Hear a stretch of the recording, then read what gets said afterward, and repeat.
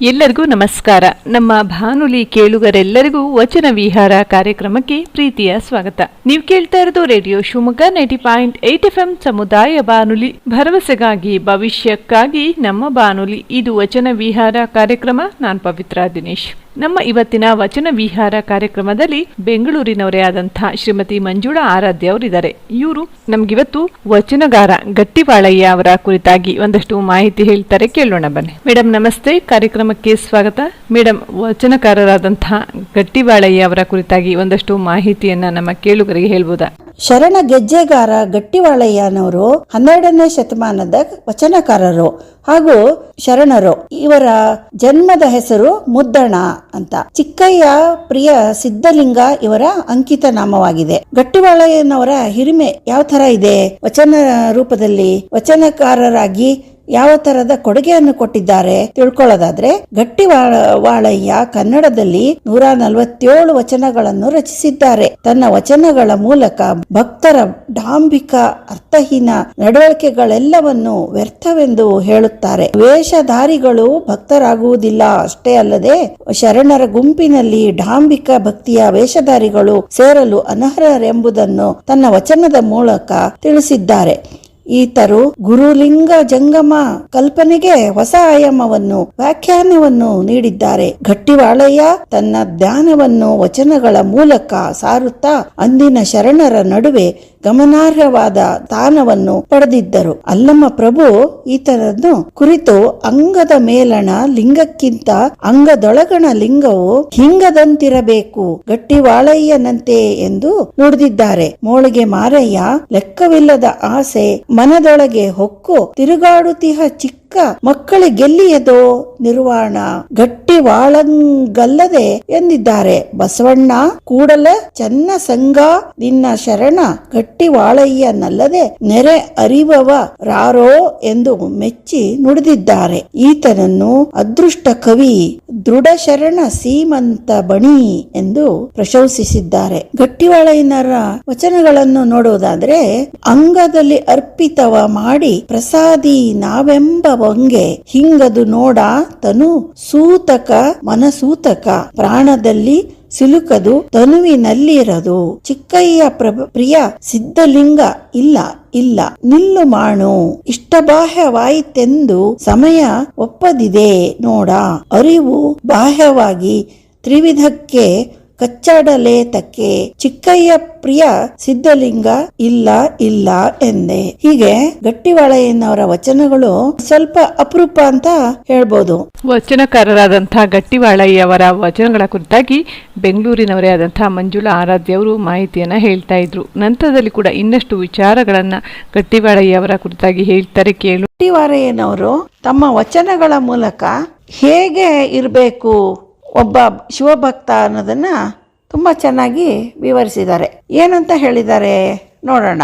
ಒಂದು ವಚನ, ಇರುವ ಕೈದಿಬ್ಗೆ ದಯಧರ್ಮದ ಮನೆ ಉಂಟೆ, ಕಾಳೋರಗನ ದಾಡೆಯಲ್ಲಿ ಅಮೃತದ ಸುದೆಯುಂಟೆ, ಕೂಟವು ಕೂಡಿ ಸಮಯ ನೊಂದಲ್ಲಿ ಅಜಾತನ ಬಲ್ಲರೆ, ಎನೆಗೆ ನಿಮ್ಮೊಳಗೇತರ ಮಾತು, ವೇಷಧಾರಿಗಳೆಲ್ಲ ನಿಮ್ಮ ಕೂಟಕ್ಕೆ ಹೊರಗು, ಚಿಕ್ಕಯ್ಯ ಪ್ರಿಯ ಸಿದ್ಧಲಿಂಗ ಇಲ್ಲ ಇಲ್ಲ ಎಂದೆ ಅಂತ ಹೇಳ್ತಾರೆ. ಅದರ ಸಾರಾಂಶ ಏನು ವಚನದ್ದು ಅಂತ ನೋಡೋದಾದ್ರೆ, ಕೊಲ್ಲುವ ಆಯುಧಗಳಿಗೆ ದಯೆಯೇ ಧರ್ಮದ ಮೊನೆ ಇರುವುದು, ಹಾಗೆಯೇ ಕಾಳಿಂಗ ಸರ್ಪದ ಹಲ್ಲಿನೊಳಗೆ ಅಮೃತದ ರುಚಿ ಇರುವುದೇ. ಹೊಟ್ಟೆಪಾಡಿಗೋಸ್ಕರ ಜಂಗಮರ ವೇಷ ಧರಿಸಿದವರೆಲ್ಲ ಶಿವನನ್ನು ಹೇಗೆ ಅರಿಯಲು ಸಾಧ್ಯ? ಇಂತಹ ವೇಷಧಾರಿಗಳು ಶಿವಶರಣರ ಗುಂಪಿನಿಂದ ಹೊರಗುಳಿಯುತ್ತಾರೆ. ಅಂಥವರಿಗೆ ಶಿವ ಒಲಿಯುವುದಾದರೂ ಹೇಗೆ ಎಂದು ಗಟ್ಟಿವಾಳಯ್ಯನವರು ಪ್ರಶ್ನಿಸುತ್ತಾರೆ.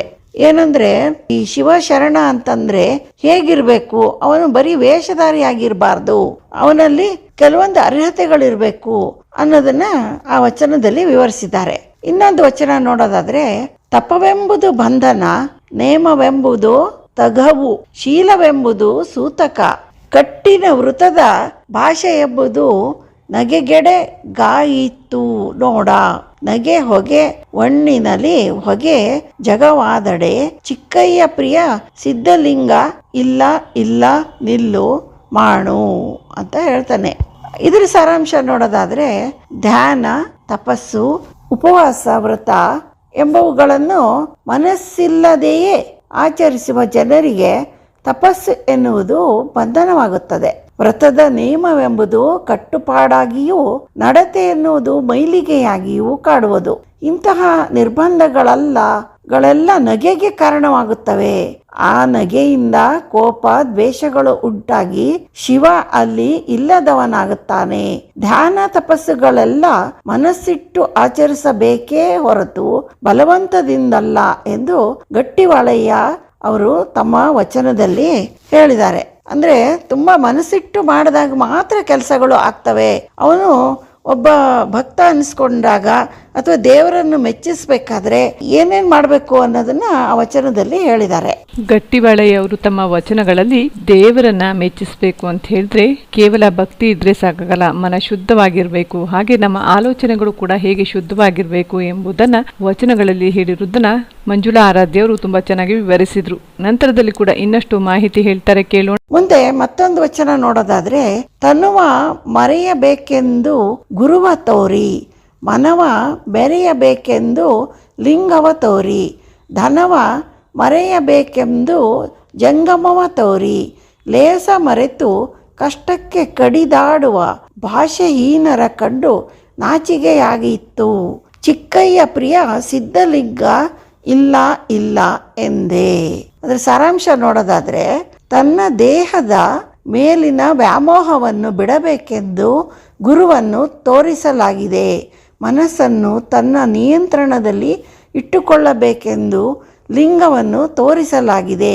ಧನದ ಮೇಲಿನ ಆಸೆಯನ್ನು ತೊರೆಯಬೇಕೆಂದು ಜಂಗಮನನ್ನು ತೋರಿಸಲಾಗಿದೆ ಅಂತ ಗಟ್ಟಿಗಾರಯ್ಯ ಹೇಳ್ತಾರೆ. ಒಳ್ಳೆಯದನ್ನೆಲ್ಲ ಮರೆತು ಹೊಡೆದಾಡುವ ಭಾಷೆಹೀನರ ಅಂದ್ರೆ ಮಾತಿಗೆ ತಪ್ಪದವರು ಅಂತ ಭಾಷೆಹೀನರ ಕಂಡು ನಾಚಿಕೆಯಾಯಿತು. ಇಲ್ಲಿ ಗಟ್ಟಿವಾಳೆಯದವರು ಗುರುಲಿಂಗ ಜಂಗಮನನ್ನು ಮರೆತು ಸುಖಭೋಗಗಳಿಗೆ ಹೊಡೆದಾಡುವ ಜನರನ್ನು ಕಂಡು ನಾಚಿಕೆಯಾಗುತ್ತದೆ ಎಂದು ತಮ್ಮ ವಚನದಲ್ಲಿ ಹೇಳಿದ್ದಾರೆ. ಇವರು ಡಾಂಬಿಕ ಭಕ್ತರ ನಡವಳಿಕೆಗಳನ್ನು ಖಂಡಿಸಿದವರು. ಇಂಥವರು ಶಿವಭಕ್ತರಾಗಲು ಶಿವನನ್ನು ಕಾಣಲು ಸಾಧ್ಯವಿಲ್ಲ ಎಂಬುದು ಇವರ ವಚನದಲ್ಲಿ ಮೂಡಿರುವಂತ ಅವರ ಅಭಿಪ್ರಾಯ.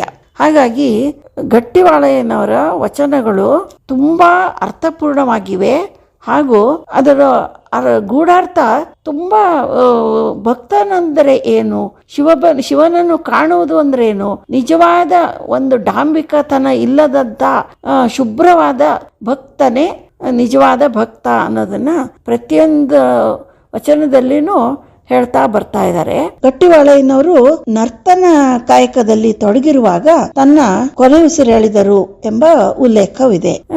ಈ ಒಂದು ಅವಕಾಶ ಕೊಟ್ಟಂತ FM ರೇಡಿಯೋದವರಿಗೆ ನನ್ನ ಅನಂತ ಧನ್ಯವಾದಗಳು. Thank you.